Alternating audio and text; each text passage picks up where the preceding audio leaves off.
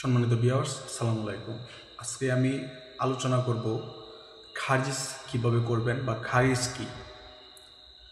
অনেকেই জমি ক্রয় করছেন বা উত্তরাধিকার সূত্রে জমি পেয়েছেন, কিন্তু কিভাবে খারিজ করবেন বা খারিজ কিভাবে করতে হয়, খারিজ কাকে বলে সেটি আপনারা অনেকেই জানেন না বা বুঝেন না।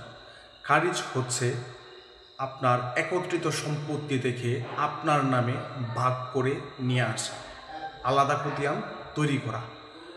আপনারা সবাই একসাথে এক সংসারে বসবাস করছেন, এখন আপনি চাচ্ছেন আপনি নিজে আলাদা হয়ে আলাদা সংসার করতে চাচ্ছেন।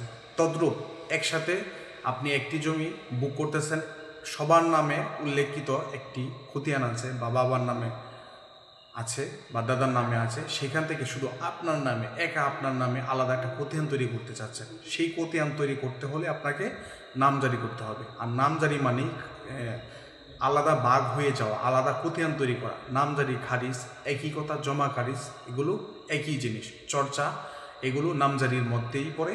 চর্চা খতিয়ান বা নামজারি খতিয়ান, খারিজ খতিয়ান এগুলো একই কথা, এগুলোর ভিন্ন কোনো কথা নয়।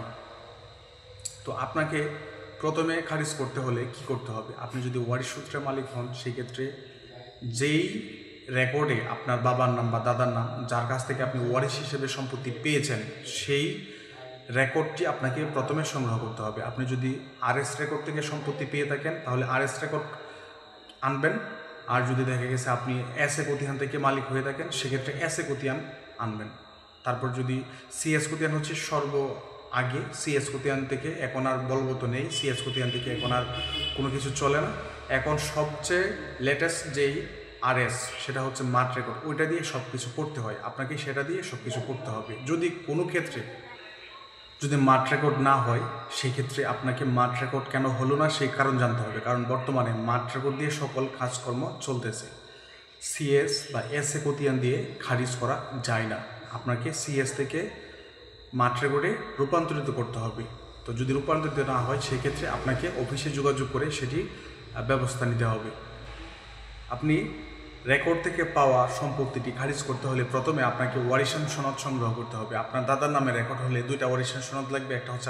একটা হচ্ছে আপনার দাদার ওয়ারিশান সার্টিফিকেট, দ্বিতীয়টি হচ্ছে আপনার বাবার ওয়ারিশান সার্টিফিকেট।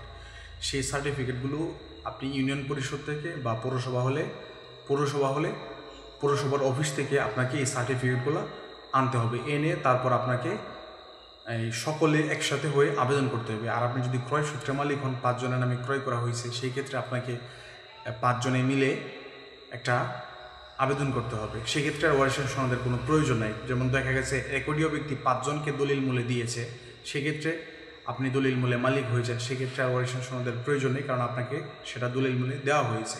বা বাবা যদি রেকর্ডীয় ব্যক্তি হয়, যদি আপনাদের 5 জনের নামে যদি সমহারে বা দেখা গেছে যার যার হিস্সা অনুসারে যদি লিখে দেওয়া হয়, যার যার হিস্সা বন্টন করে সেই হিস্সা অনুসারে সকলে একত্রিত হয়ে আপনি আপনার সম্পত্তির নামজারি করতে পারবেন। আর যদি আপনি আলাদা হয়ে যেতে চান, সেই ক্ষেত্রে বন্টননামা করতে হবে। বন্টননামা করে আপনি আলাদা হয়ে যেতে পারবেন। বন্টননামা ছাড়া বর্তমান আইনে আপনি আলাদা খতিয়ান তৈরি করতে পারবেন না।